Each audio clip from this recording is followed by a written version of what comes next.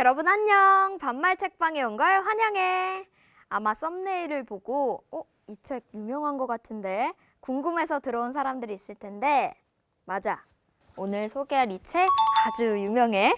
우리가 빛의 속도로 갈 수 없다면 라는 책을 소개할 거야. 이 책은 김초엽 작가가 낸 첫 번째 소설집인데 상도 이렇게나 많이 받으셨어. 놀라운 데뷔작이지. 아마 아직 읽지 않는 사람이라면 이 영상 보고 바로 책을 사게 되는 그런 매력에 빠질 거야. 사실 나는 SF 소설이라고 하면 상상력을 자극하고 그걸로 끝나는 장르라고 좀 좁게 생각했거든. 근데 김초엽 작가의 작품은 과학적인 사고방식으로 비현실적인 걸 논리적으로 풀어준달까? 그래서 어떻게 보면 정말 터무니없는 이야기인데도 좀 이거 실현 가능하겠는데? 라는 이야기로 느껴지더라고. 실제로 김초엽 작가는 화학을 전공했고 중간중간 리얼 전문적인 용어들이 나와. 그래서 더 논리적으로 Perfect. 다가왔던 것 같아. 겁먹지 마. 그렇다고 막 어려웠던 건 아니야.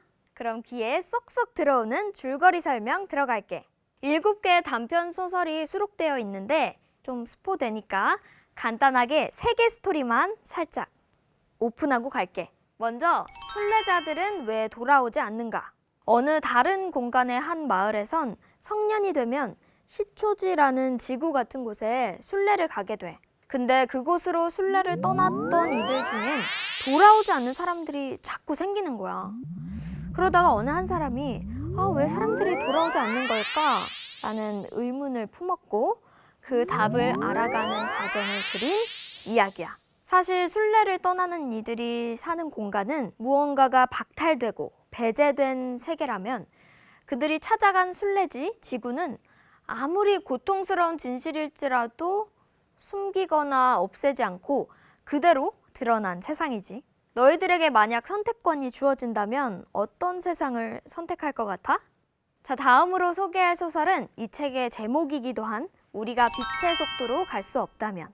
이 소설은 100년 넘게 우주 정류장에서 혼자 우주선을 기다리고 있는 170세 노인 안나의 이야기야. 한때 안나는 촉망받던 과학자였어. 그리고 당시 사람들의 관심이 막 쏠렸던 슬램포니아 행성에 자신의 남편과 아들을 이주해 놓은 상태였어.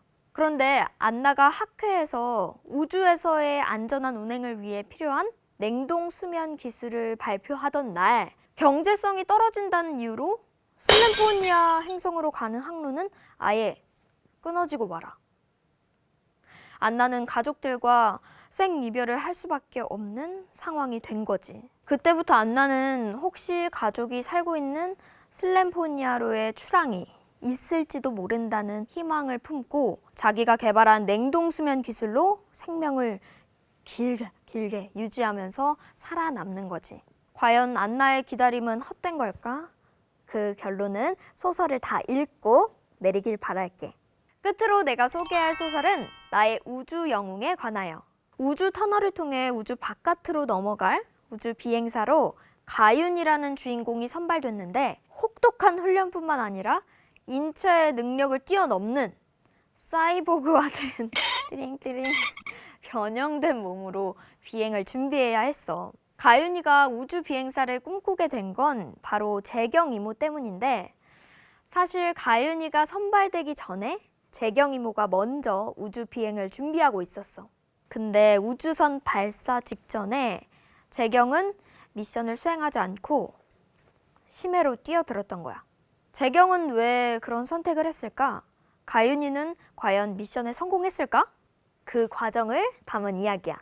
특히 이 소설은 실패한 여성 우주인을 주인공으로 내세우면서 주변인으로 머물렀던 여자의 현실, 그리고 새로운 극복의 방향을 담아냈다는 점에서 색다른 느낌을 주는 것 같아. 다음으로 이 책을 읽고 딥띵킹 할 점을 함께 나눠보자. 과학 기술이 어마어마하게 발달한 이 소설 안에서도 여전히 정상성에서 벗어난 존재들이 차별과 억압에서 자유롭지 못해. 그렇다면 첨단 과학 기술이 발달한다고 해서 인간이 살기 좋은 세상이 될까? 차별과 억압은 없어질 수 없는 것인가? 그리고 한 가지 더. 과연 인간은 유토피아에 도달할 수 있을까? 라는 생각이 들었어. 책을 읽어보면 내 말이 어떤 뜻인지 더 와닿을 거야. 자, 마지막으로 이 책을 누구에게 추천하느냐? 일단 SF 소설을 좋아하는 사람들은 무조건 재미있게 읽을 것 같아. 현실적인 과학 소설을 읽고 싶다 하는 사람에게 추천해줄게. 김초엽 작가도 과학 소설을 상상력을 자극하는 데 초점이 맞춰진 게 아니라 과학적 근거로 비현실적인 걸 논리적으로 설명하는 거라고 정의하고 있거든. 물론 문학성으로도 충분한 인정을 받은 작가이니만큼 꼭 장르 문학으로 볼 필요는 없을 것 같아. 그리고 이건 진짜 현실적인 조언인데, 과학의 날을 준비하고 있는 중고등학생. 나는 이 책을 읽으면서 이 책 진짜 조금만 일찍 나왔으면 과학의 날 그림 그리기 상 탈 수 있었을 것 같은데 이 생각이 들었다니까? 그만큼 상상력도 자극하고 우주를 상상하는 폭이 넓어진 것 같아.